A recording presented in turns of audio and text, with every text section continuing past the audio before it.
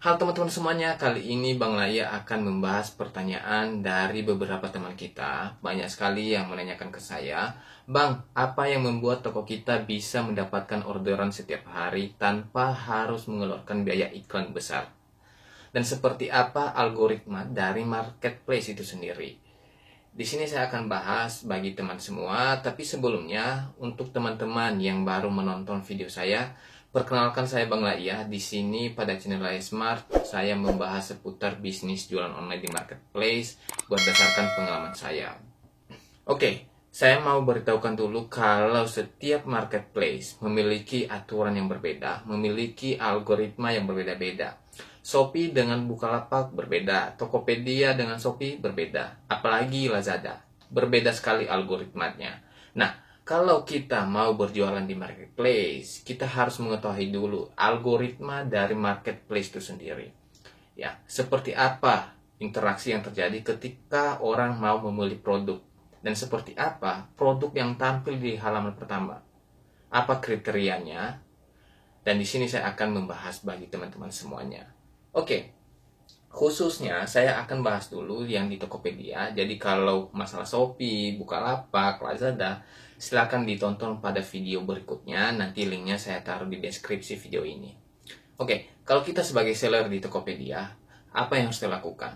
Kita harus mengetahui dulu ketika orang mencari produk. Seperti apa sih transaksinya? Seperti apa user flow-nya?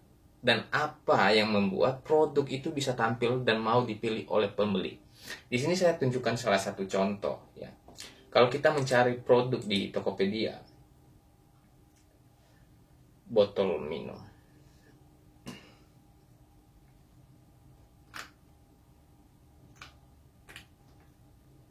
Nah, botol minum ini muncul ada sekitar 1,4 juta produk yang menjual botol minum ini. Sedangkan dalam setiap satu halaman ada 60 produk yang ditampilkan. Berarti ada berapa halaman ini? Dan biasanya pembeli tidak bertahan sampai 5 halaman. Jangankan 5 halaman, satu halaman aja belum tentu dia scroll ke bawah semua produknya. Belum tentu bisa cek satu persatu.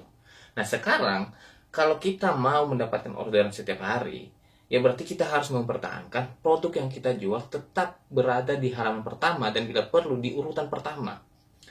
Dan apa yang membuat sebuah produk itu bisa muncul di halaman pertama pencarian? Satu, mungkin karena iklan, itu sudah pasti. Tapi apakah iklan lebih efektif?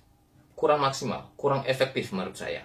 Karena saya sudah melakukan dan karena banyak juga orang yang melakukan iklan dengan produk yang serupa. Berarti ada antrian yang terjadi di sana. Kalau hari ini produk kita, ya berarti esoknya, atau biasanya mereka, yang sekarang, sistem yang sekarang di Tokopedia, biasanya itu adalah kumpulan dari beberapa biaya yang kita keluarkan. Contoh, kalau budget kita 50.000 per hari, berarti kalau ini sudah habis, ini tidak ditampilkan lagi, maka produk lain yang akan ditampilkan, atau toko lain yang ditampilkan. Itu sistemnya yang saat ini kalau kita melakukan iklan.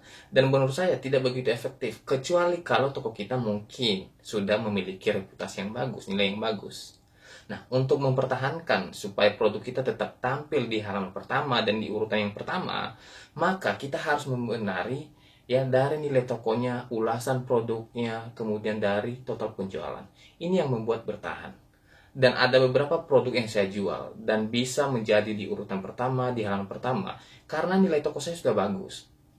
Ulasan produknya lebih banyak. Bahkan ada beberapa produk di mana produk yang saya jual ini nomor 1 penjualan terbanyak adanya di toko saya. Sehingga itu yang membuat produk saya tetap laku setiap hari. Karena ketika orang mencari produk, akan tampil produk saya.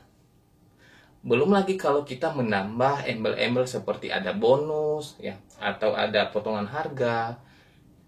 Itu yang membuat menarik mereka juga. Sehingga kita bisa merebut nih calon pembeli kita untuk membeli di toko kita.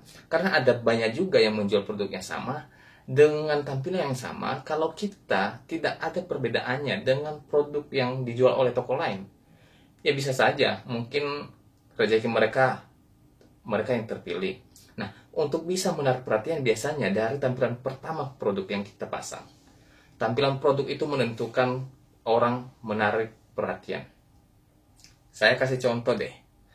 Saya ada menjual buku binder. Kalau teman-teman perhatikan, apa yang membedakan dari produk yang dijual oleh toko lain? Padahal sama loh produknya. Satu, dari tampilan produk yang saya pasang, desainnya. Kemudian saya tulis bonus lagi. Kalau dia beli satu, maka dapat bonus satu. Ini yang membuat orang tertarik dan memilih toko saya. Karena ada yang membuat mereka tertarik. Ada potongan harga.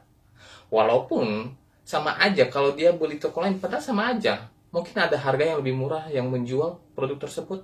Bisa saja. Mungkin harganya lebih murah dari toko saya. Tapi saya menjual dengan harga mahal, tapi mereka mau membeli. Karena apa? Mereka sudah melihat yang namanya diskon. Banyak orang yang tertarik hanya dengan kata-kata diskon, hanya dengan kata-kata bonus. Kalau teman-teman perhatikan, kalau kita belanja di mall, ini yang offline. Kalau kita belanja di mall atau dimanapun tempat pasar ya, kalau ada tulisan lagi diskon, pasti ramai sekali orang di sana. Pasti ramai sekali. Kenapa? Karena mereka tertarik dengan kata-kata diskon. Saya nggak tahu kenapa ya. Mungkin saya tidak begitu paham tentang kenapa mereka tertarik. Tapi yang saya alami, kalau kata-kata diskon itu sangat menarik pembeli untuk bisa membeli produk tersebut. Walaupun harganya sudah dinaikkan. Dan ada berbagai cara untuk bisa membuat pembeli tetap membeli produk kita. Satu, dari segi kualitas juga harus memenuhi. Jangan sampai kita menjual harga yang lebih mahal, tapi kualitasnya tidak seperti harganya. Kita akan mendapatkan ulasan negatif, nilai yang buruk. Maka toko kita bisa saja ya tidak berada di urutan pertama, tidak tampil dalam pertama, karena ulasannya negatif semua. Bagaimana bisa muncul? Nah, makanya setiap ada orderan yang masuk di toko kita, kita harus memberikan pelayanan yang bagus, respon yang cepat. Kemudian kalau ordernya sudah sampai, kita minta mereka untuk memberikan ulasan. Jangan segan untuk meminta mereka memberikan ulasan bagaimana pelayanannya, sehingga produk yang kamu jual itu bisa naik di halaman pertama.